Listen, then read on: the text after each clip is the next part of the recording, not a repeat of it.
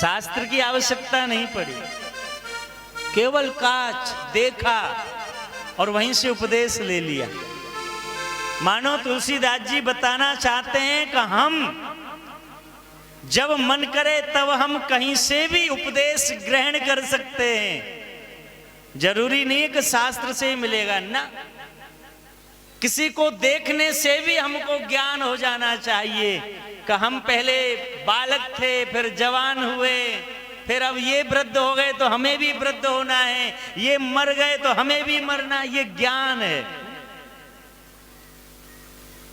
यही तो ज्ञान है। बुद्ध को और क्या हुआ था, यही ज्ञान हुआ था। बुद्ध महाराज को उनके पिता ने कहीं बाहर जाने ही नहीं दिया, वहीं घर में ही पढ़ाया लिखाया, राज्य में रखा। एक दिन उनकी इच्छा हुई वो बाहर भ्रमण करने गए, घूमने गए तो उन्होंने देखा छोटा सा बालक पड़ा हुआ है खटिया पर, रो रहा है। पूछा ये क्या? बोले एक दिन तुम भी ऐसे थे। इसको खटमल खा रहे हैं, मगर बालक बोल नहीं पा रहा है कि मुझे खा रहे हैं खटमल। और आगे चला तो आगे चला, किसी को देखा कि लकड़ियां लेकर के छोटा सा बालक आ रहा है। बोले ये क्या है? बोले ये भी बालक, किसी दिन तुम भी थे ऐसे, पर कितना ये गरीब है, तुम महाराज थे। आगे बढ़े, फिर देखा कि बालक पीठ पर डाले हुए वजन थैला और पढ़ने जा रहा है, विद्याध्ययन करने। पूछा ये कौन? बोले ये वही बालक है जो छोटा सा सो रहा था, फिर बड़ा हुआ लकड़ी लेके आ रहा था। अब बोले अब ये पढ़ने जा रहा है, क्योंकि वो खुद तो कभी गए नहीं पढ़ने, महल में ही पढ़ते थे, घर में ही पढ़ते थे।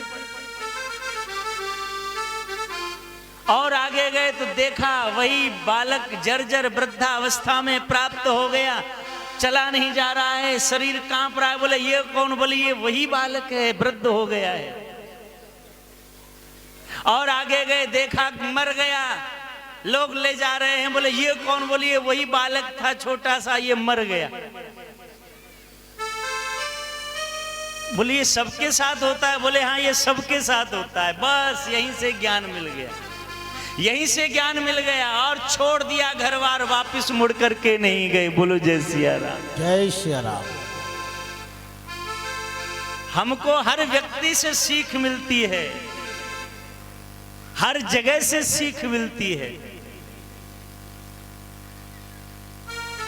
तो महाराज ने भी आईना लिया, शीशा लिया, देखा तो ज्ञान हो गया। कानों के निकट बोले श्वेत बाल हो गए, सफेद बाल हो गए। सफेद बाल हुए तो संकेत क्या? बोले ब्रह्म की प्राप्ति करो। नृप युवराज राम कहु देव, जीवन जन्म लाहु किन लेहु। यहां बताया कि जीवन का लाभ लेना चाहिए। तो जीवन का लाभ क्या? बोले जैसे मेरे पूर्वज सब अपने अपने पुत्रों को राज शासन सौंप करके वनगमन कर गए ब्रह्म की प्राप्ति के लिए, ठीक मुझे भी ऐसे ही जाना चाहिए ब्रह्म की प्राप्ति के लिए। ये ज्ञान मिला। संकेत आते हैं भगवान के। सबसे पहला ही संकेत मिलता है भगवान का, सफेद बाल हो गए। बताना चाहते हैं पहली घंटी बजी, जाग जाओ, भजन करो।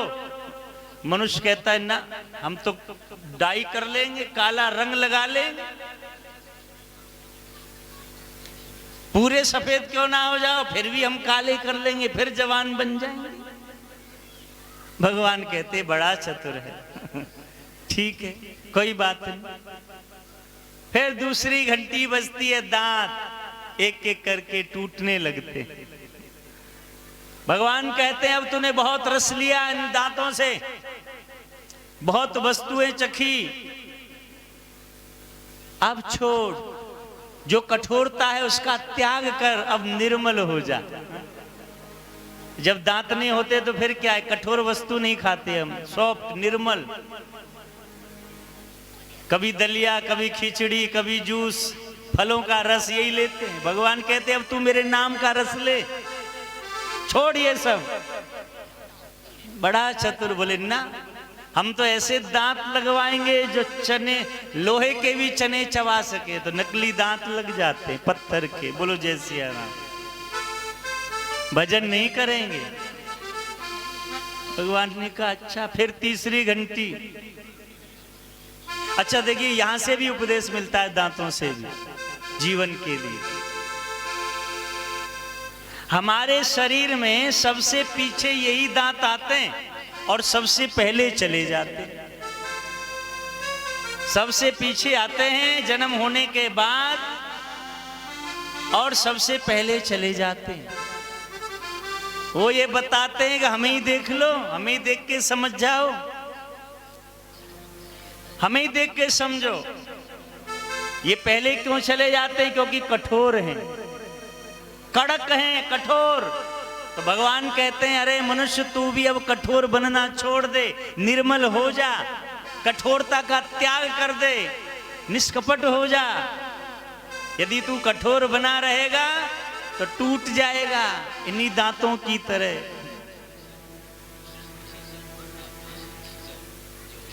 क्योंकि कठोर वृक्ष टूट जाता है। नमंती फलनो वृक्षा नमंती गुणनो जना, शुष्क काष्ठानि मूर्खस्य ना नमंती कदाचन। नमंती फलनो वृक्षा नमंती गुणनो जना। शुष्क काष्ठानि बोले सूखा हुआ वृक्ष टूट सकता है मगर वो झुक नहीं सकता। झुकता कौन है? बोले जो हरा होगा, जिसमें फल लगे होंगे। नमंती फलनो वृक्षा, जिसमें फल हैं, जो हरा भरा है, बोले वो झुकता है। बोले ऐसे ही वही व्यक्ति झुकेगा जो गुणवान है, जो भक्त है, बोले वह झुकेगा।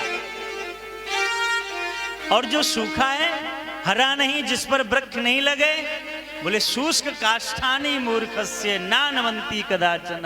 बोले जैसे सूखा वृक्ष नहीं झुकता, बोले ऐसे ही मूर्ख व्यक्ति, अपमान से भरा हुआ व्यक्ति भी नहीं झुकता। वो टूट जाता है मगर झुकता नहीं। तो ये दांत कठोर हैं, ये समझाना चाहते हैं कि निर्मल हो जाओ, कठोरता का त्याग कर दो। नहीं समझता मनुष्य। कर्ण रंध्र, ये श्रवण रंध्र, इनकी शक्ति कम हो जाती है, सुनना कम हो जाता है। तीसरी घंटी भगवान बजा के कहते हैं अब तो जाग। संसार के तमाम लौकिक व्यवहारों में चलने वाली बातें, गाने इन कर्ण रंध्रों के द्वारा सुने। बहुत सी चुगलियां इन कानों के द्वारा सुनी। बोले अब सब बंद कर और केवल अपने अंतकरण में मुझे ही सुन, मेरा ही चिंतन कर। मगर फिर भी बोले ना, हम तो मशीन लगा लेंगे। बोलो जय सिया राम। मशीन लगाएंगे मगर तुम्हारा भजन नहीं करेंगे। भगवान आंखों की ज्योति कम कर देते। बोले ना, इसमें भी हम लेंस लगवा लेंगे। चश्मा नहीं, बोले लेंस। ऐसा कि जो चले 30-25 वर्ष तक, खराबी ना हो, दूर की और पास की सब दिखने लग जाए, ऐसा लेंस लगवाएंगे। भगवान ने कहा ठीक है, मैं लगवाता हूं। फिर भगवान ने बजाई काल की घंटी, जाओ। और जब काल आता है फिर कुछ नहीं, फिर फड़फड़ाता है, काल को देख करके डरता है, मलमूत्र आदि त्याग करता है, मगर फिर छोड़ते नहीं है यमदूत। बोलो जय सिया राम। ये प्राण निकलते हैं व्यक्ति के, शास्त्रों में बताया है। ज्ञानी व्यक्ति का प्राण जो ब्रह्म में निष्ठ है, उसका प्राण मस्तक से निकलता है। कोई भक्त आदि होता है तो उसका आंख से, मुंह से, नासिका आदि से निकलता है। और जो ज्यादा ही पापी होता है वह मलमूत्र के माध्यम से उसका प्राण निकलता है। बोलो जय सिया राम।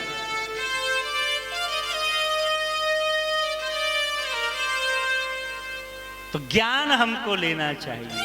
राजा को भी यहां ज्ञान हो गया। श्वेत बाल हुए तो अब भजन करना चाहिए, पुत्र को युवराज पद दे देना चाहिए। अब गुरुदेव के पास गए, सब विधि गुरु प्रसन्न जिय जानी, बोले उराओ रहस्य मृदुबानी। नाथ राम करिए जो विराजो, कहिए कृपा करे करिए समाज। हे नाथ, राम सब योग्यता से पूर्ण है, मेरी इच्छा है, मेरी ही नहीं पूरी समाज की इच्छा है कि वो युवराज बन जाए। आपका क्या मत है? आप भी अपना मत दीजिए।